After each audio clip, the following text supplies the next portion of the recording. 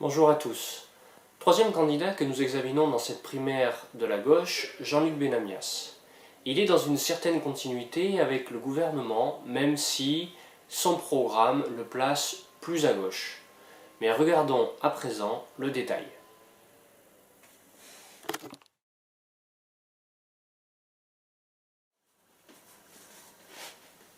Comment classer Jean-Luc Benamias sur les différentes grilles des différents thèmes de l'analyse du PIC? Parlons d'économie. Au niveau de sa considération économique et des entreprises, Jean-Luc Benamias se situe du côté social, très social de l'économie. Il a même une vision un petit peu caricaturale de l'entreprise en parlant d'entreprises non démocratiques, voire autocratiques, et d'une pression exercée sur les employés, on pourrait le considérer quasiment quotidiennement, pression liée au chômage, pression liée à une hiérarchie pesante qui font que finalement les employés sont plutôt en souffrance. De ce point de vue-là, Jean-Luc Benamias se situe plutôt à la gauche de la gauche, dans cette zone-là, avec un Benoît Hamon qui était à peu près sur la même veine. En termes d'éducation, il est très difficile de classer Jean-Luc Benamias, puisqu'il n'évoque pas beaucoup ce sujet, mais dira-t-on comme ses deux confrères que sont Benoît Hamon ou Arnaud Montebourg. On peut le placer ici, tout en considérant que ces personnalités-là sont sur la même ligne. Au niveau de l'environnement, il a une connaissance assez développée des problématiques environnementales. Il évoque les problèmes de biodiversité, il évoque le nucléaire, il évoque l'économie circulaire et la gestion, je dirais, sobre des ressources. Il évoque aussi la problématique de l'utilisation des énergies fossiles.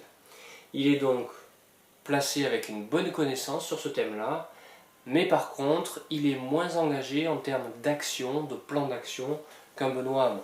On peut donc le placer entre ces deux concurrents, sur une partie haute en termes de connaissances, mais une partie moyenne en termes d'engagement. Examinons à présent le dernier thème qui est celui de l'immigration et de la sécurité. Jean-Luc Benamias évoque ce sujet et il souhaite absolument que l'État reste laïque, il insiste beaucoup sur la laïcité, il le développe, et qu'il ne soit pas influencé par les religions, auxquelles il veut laisser un espace de liberté, bien sûr, mais qu'il veut confiner dans leur domaine. De ce point de vue-là, il est plus autoritaire qu'un Benoît Hamon. Par contre, il n'évoque pas la fermeture des frontières et il n'évoque pas non plus des mesures exceptionnelles sur des quotas d'immigration comme un François Fillon par exemple. Donc on peut le placer sur une position d'autorité relative avec sa laïcité, mais je dirais sur une position plutôt ouverte. Jean-Luc Benamias est à la fin favorable à une 6ème République et une répartition des pouvoirs qui favorise les chambres parlementaires et sénatoriales. Il recoupe ainsi les visions d'Arnaud Montebourg et de Benoît Hamon, et nous le verrons, les visions de certains de ses autres concurrents dans cette primaire. C'est une position qui est très différente, nous le voyons, de celle des Républicains et de François Fillon, ainsi que celle du PIC.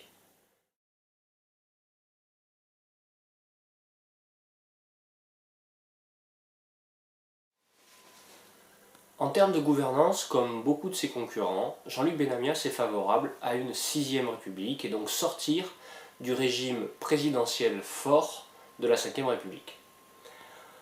Ensuite, il souhaite une indépendance de la justice, il veut un équilibre des pouvoirs et des contre-pouvoirs, il souhaite la transparence de l'action publique, c'est une 6ème République donc, et une proportionnelle proche du système allemand qu'il appelle de ses voeux.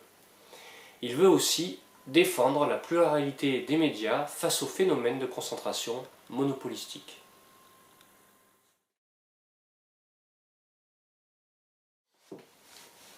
L'économie est un des thèmes centraux de cette campagne pour la primaire, mais également pour la présidentielle.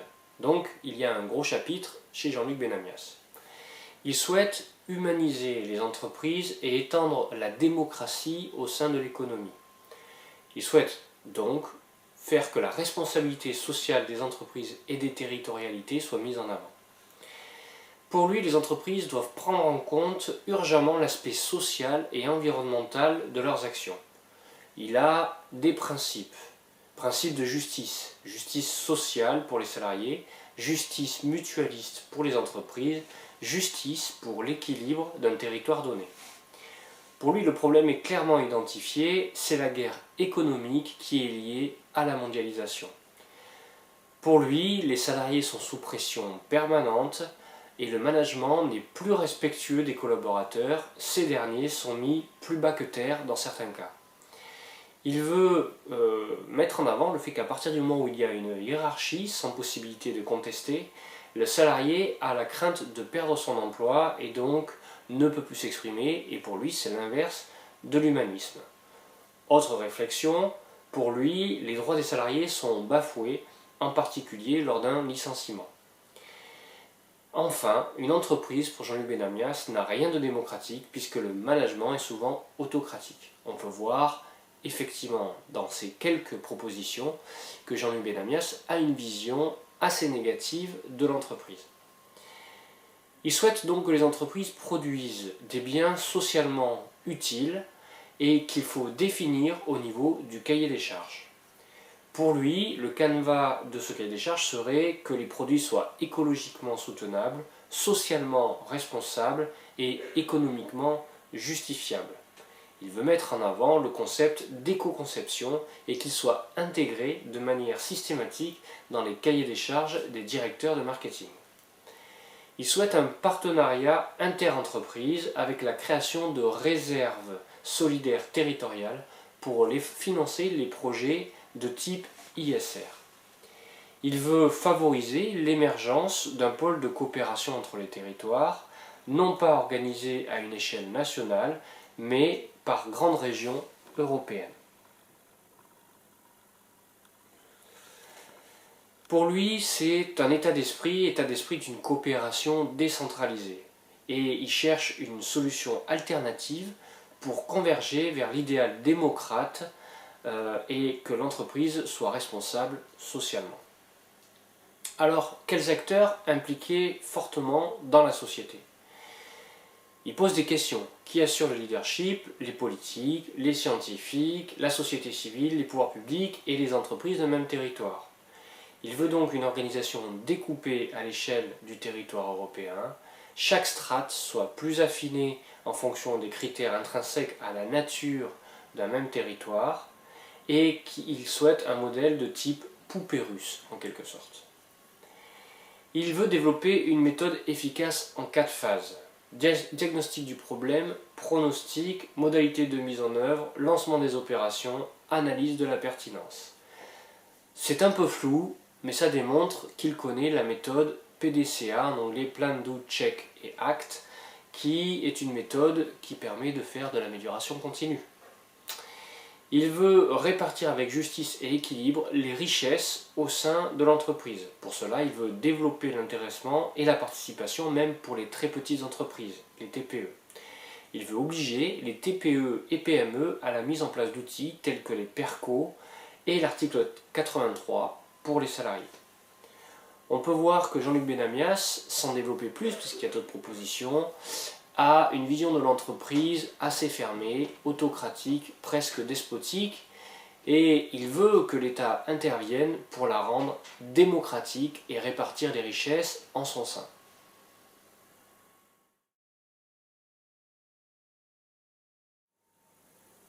Autre thème fortement développé par Jean-Luc Benamias, l'environnement. Il l'évoque avec une certaine connaissance puisqu'il traite de différents sujets, ce qui est relativement rare, parmi les républicains bien sûr, qui avaient une faible connaissance, mais également parmi ses confrères de la campagne à gauche. Il parle de développement durable et d'économie circulaire. Pour lui, c'est un des piliers fondamentaux de l'écologie d'aujourd'hui et de demain, et il permet aussi de relancer l'emploi, mais un emploi de qualité, d'instaurer une économie responsable et de garantir aux générations futures une haute qualité environnementale et sanitaire. Il évoque le changement climatique et il souhaite réduire de 30% les rejets de gaz à effet de serre d'ici à 2020. Il veut, pour une justice écologique et sociale, une fiscalité carbone européenne équilibrée. Il parle de la sobriété énergétique également. Il souhaite être sobre dans l'utilisation des énergies fossiles, ce qui permet pour lui d'augmenter en mieux le niveau du mieux vivre. Par exemple, le pouvoir d'achat, la santé, la réduction des émissions de gaz à effet de serre. Il veut diversifier les ressources renouvelables, faire de la transition énergétique un enjeu pour une dynamique de croissance. Il veut aussi développer les filières bois, solaire, géothermie, éolien, la filière agricole, les huiles végétales, l'hydraulique, l'énergie marémotrice, pour que la France devienne un leader de ces activités qui sont non délocalisables. Il évoque la protection des espaces naturels et de la biodiversité. C'est un des rares candidats à le faire. Et il souhaite reconstituer les biotopes. Pour cela, il veut mettre en place des corridors biologiques, avoir un vaste plan de protection de la biodiversité en créant des zones protégées, des zones humides, en reconstituant des mares, en requalifiant les zones pour les végétaux, en faisant de la protection de la faune et de la flore un moyen d'optimiser le tracé des trames vertes et les liaisons biologiques existantes ou à créer. Il est enfin pour un principe de compensation écologique pour les grands projets qui bousculent les paysages, et il veut que l'environnement soit un environnement équilibré, écologique. Il parle de la gestion des déchets, il l'a déjà évoqué dans l'économie circulaire, mais pour ce qui est des déchets ultimes, il pense que c'est un enjeu fondamental. Il souhaite que l'incinération soit faite seulement après la réduction à la source des déchets, la collecte qu'elle soit sélective, que le recyclage et la valorisation des ressources soient faits avant cette incinération. Il veut réformer la structure et les accords financiers d'éco-emballage et il souhaite remettre en place un système de consigne, on pense au verre notamment. Il évoque enfin le nucléaire, le sujet du nucléaire. Il veut développer la sécurisation nucléaire, il souhaite abandonner le développement des centrales nucléaires EPR. A l'inverse, il veut accélérer la recherche sur la génération 4 des centrales nucléaires. Il souhaite maintenir un haut niveau de sécurité dans les centrales en évitant l'externalisation vers des sous-traitants. Et il veut éviter aussi la circulation de milliers de tonnes de déchets en France, en Europe et dans le monde. Et pour lui, seuls les déchets de haute toxicité doivent être transportés pour être traités à La Hague.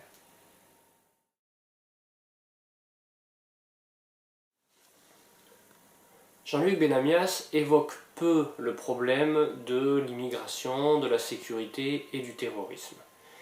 Il veut se placer dans une certaine continuité avec le gouvernement Valls-Hollande, comme peut le suggérer un certain nombre de ses déclarations.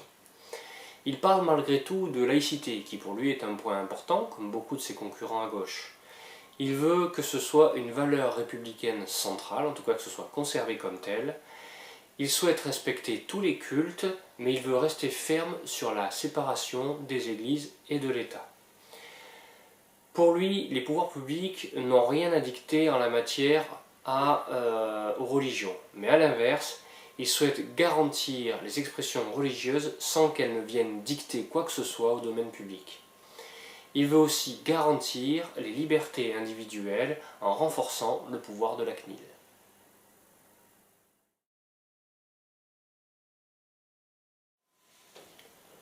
Jean-Luc Benamias n'évoque pas beaucoup le sujet, voire pas du tout le sujet de l'éducation.